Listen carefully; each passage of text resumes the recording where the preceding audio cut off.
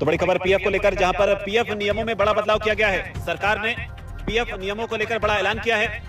100% पैसे जो हैं वो पीएफ से निकाले जा सकेंगे। तो ये बड़ी खबर, जहां पर जो ईपीएफओ है उसने 7 करोड़ से ज्यादा सदस्यों के लिए बड़ा फैसला लिया है। ईपीएफओ के जो सदस्य हैं जरूरत पड़ने पर अपने पीएफ खाते का 100% यानी कि पूरा पैसा जो है वो निकाल सकेंगे। सरकार ने इस कदम को लोगों के ईज ऑफ लिविंग यानी जिंदगी आसान बनाने की दिशा में बड़ा सुधार बताया है।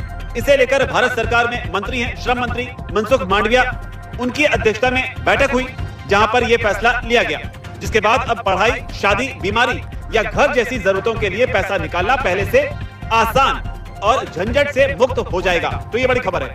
इस बदलाव से बताया जा रहा है कि करोड़ों कर्मचारियों की आर्थिक आजादी जो है वो बढ़ने वाली है। इसके अलावा सुविधा जो है वो भी बढ़ने वाली है।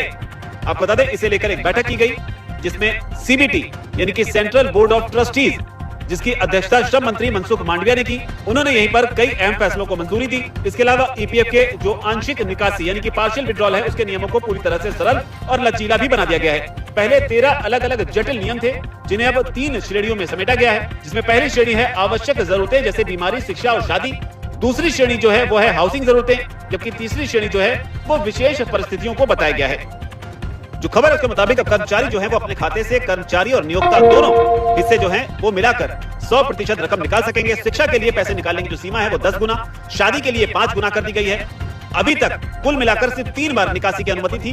पहले किसी भी आंशिक निकासी के लिए कम से कम 5 साल की सेवा जरूरी थी, लेकिन अब इसे घटाकर सिर्फ 12 महीने कर दिया गया है। इसके अलावा 25% रकम जो है वो मिनिमम बैलेंस के नाम पर रहेगी। तो ये भी जानकारी है। और समझाएं तो स्पेशल सर्कमस्टेंसेस वाले मामलों में पहले सदस्य को कारण बताना पड़ता था, जैसे कि प्राकृतिक आपदा, महामारी, बेरोजगारी या लॉकआउट। इस वजह से कई दावे खारिज हो जाते थे। अब इस कैटेगरी में बिना वजह बताए भी निकासी की जा सकेगी।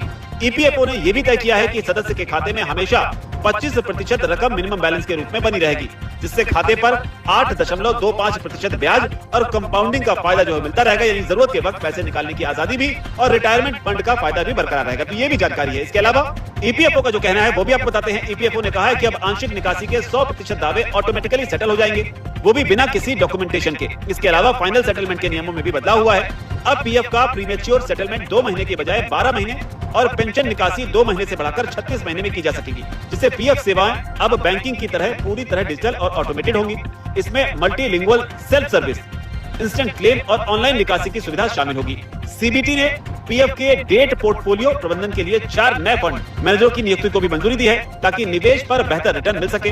यानी कि कुल मिलाकर यही है कि ईपीएफओ से अब आप 100% का पैसा निकाल सकेंगे, जो कि एक बड़ी खबर है। भारत सरकार ने अब ये स्थिति जो है और ज्यादा आसान कर दी है।